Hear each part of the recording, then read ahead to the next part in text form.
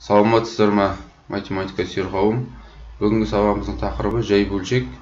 Яғни бүгін жай бөлшектің қалай оқылады, қалай жазылады, және де шамалы бір қасиеттерімен танысқымыз келіп отыр.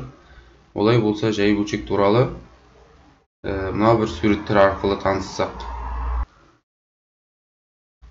Мысалы, мына суреттерге назар аударайық.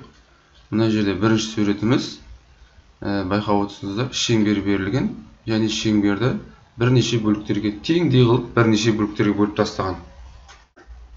Енді санап шығайық, неше бөлік бар? 1,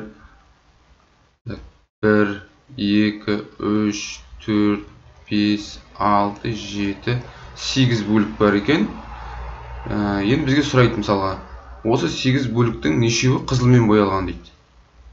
Нешеуі қызылмен боялған? Үшеуі ғана қызылмен боялған, қызылмен боялғандарды көріп тұрсыздар, міне біреу, міне екіншісі, міне үшіншісі деген сияқты. Яғни барлығы 8 бөлік, соның үшеуі боялған деген былай жазамыз, міне 8-ден 3 дейміз. 8-ден 3-і қызыл. Қызыл деген қысқартып қойын, жазып қойыңыз. 8-ден 3-і қызыл. Түсінікті ме осы? Яғни 8-ден 3 бөлігі қызыл түсті бояумен боялған. Ал боялмаған бөлігі нешеу дегенге не жауап береміз? Яғни боялмаған бөлік бізде міне бір боялмаған бөлігі бар. Басқа сөйлем беріп қойын. Міне бізде бір боялмаған бөлік бар, 2 боялмаған бөлік, 3 боялмаған бөлік, 4 боялмаған бөлік, 5 боялмаған бөлік. Яғни бізде 8 бөліктің 5-еуі боялмаған.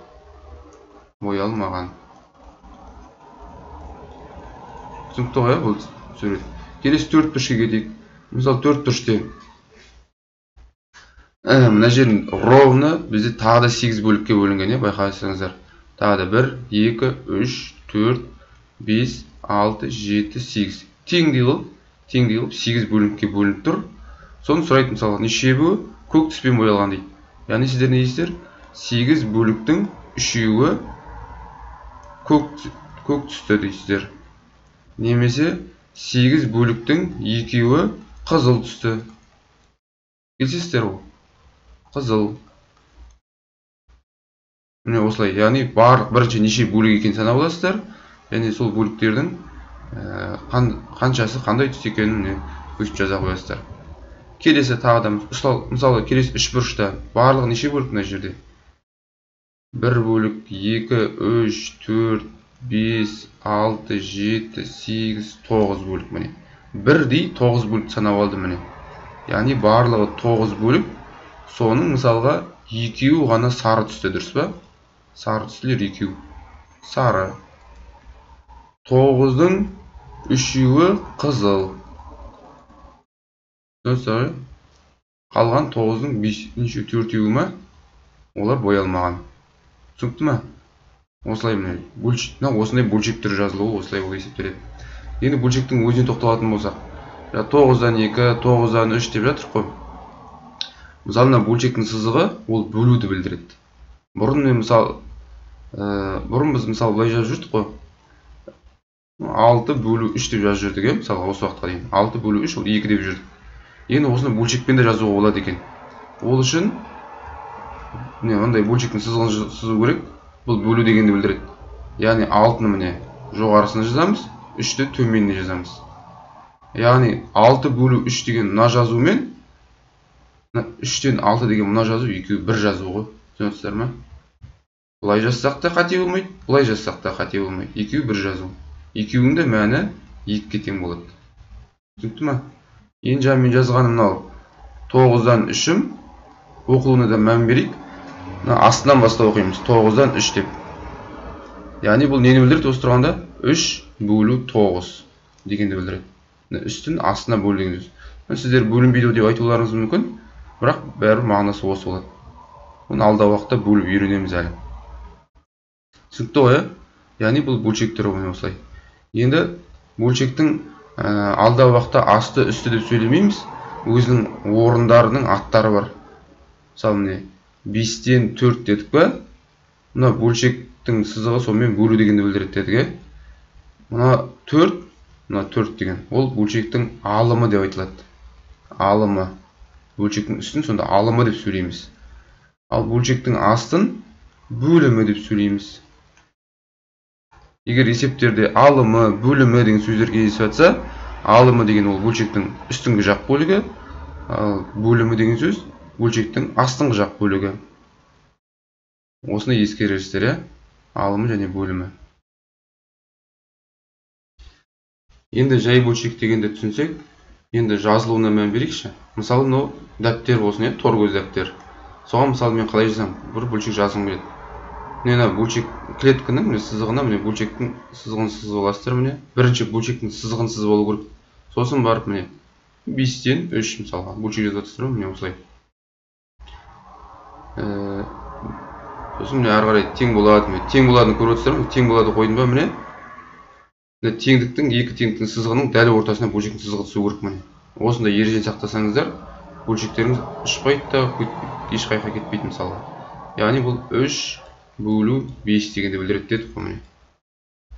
Яғни клетканың екі ортасын жаздым ғой деп, мына білдірдім ғой деп не істемеңіз.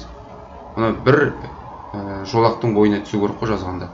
Тағы да мысалға бүйтіп жазып отырсыз міне. 5/4 міне. Осыны мысалы жай бөлшектерінде жаз дейді мысалға. Сіз не істейсіз міне тең қоясыз міне ортасына. Міне бөлшектің сызығын сызасыз ортасына міне. 5-ті жоғарыға, 4-ті төменге. Түсінікті ғой, міне. Сонда бәрі бір жолақта болады. Балдардың көп қате жіберетін мысалы мынадан. Көбісі былай жазады мысалға, жаңа 5/3 па міне 5/3 жазады да, тең қояды.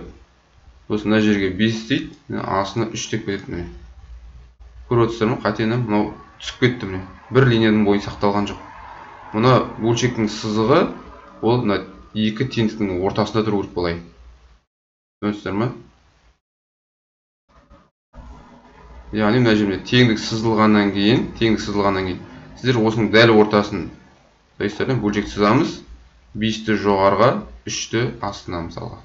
5-ті алымына, 3-ті бөліміне жазамыз. Міне, осылай да жазуға болады.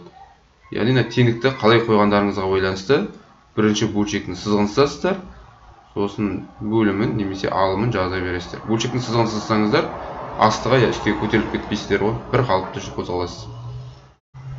Жазылуы түсінікті ғой. Енді оқылуына мән берейікші. Оқылған кезде бөлімнен бастап оқимыз. 3-тен 5 деп. 6-дан 2 деп. 4-тен 7. Түсінікті ғой? Яғни жалғауларын қосып оқисыздар ғой. 6-дан, 4-тен деген сияқты. Бөлімнен бастап оқисыздар. 25-тен 4 деп. Оқылуы түсінікті деп ойлаймын. Енді біз кішкене бір тапсырма орындап көрейік. Мысалға, осы тұрғанда 6 бұрышты фигураны көріп тұрсыздар да. Осы 6 бұрышты фигураны мысалға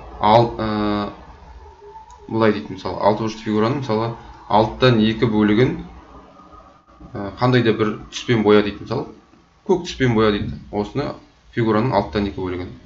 Енді бұны сіздер не ойлауларыңыз керек? Осы 6 бұрышты фигураны теңдей қылып 6 бөлікке бөліп алуларыңыз керек. Мысалы, көп оқушылар мынадан қателесуі мүмкін. 6 бөлікке бөлінді, міне 1, 2, 3, міне 1, 2, 3, мысалы міне осылай бөліп тастауы мүмкін. 1, 2, 3, 4, 5 болып қалды. Міне былай мысалға. Осылай бөліп тастауы мүмкін. Бұл бірақ қарап отырсаңыздар, бәр бөліктер тең емес, байқап отырсыздар ма? Тең болмай тұр. Яғни істеуіміз керек, бұны теңдей 6 бөлікке қалай бөлуге болады? Соны ойланасыздар. Ол үшін міне 6 бөлікке бөлу үшін енді жобалап ойлай салайын. 1, 2, 3 сызу арқылы міне теңдей қылып 6 бөлікке бөлінді. Сосын кез келген міне қызыл түске бояй береміз міне. Міне мынау мысалы кез келген мынау 6-дан 2 бөлігі боялды міне. Жақсы ма?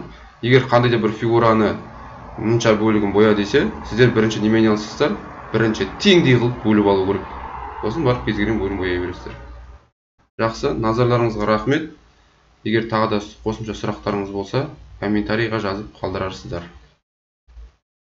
Сау болыңыздар.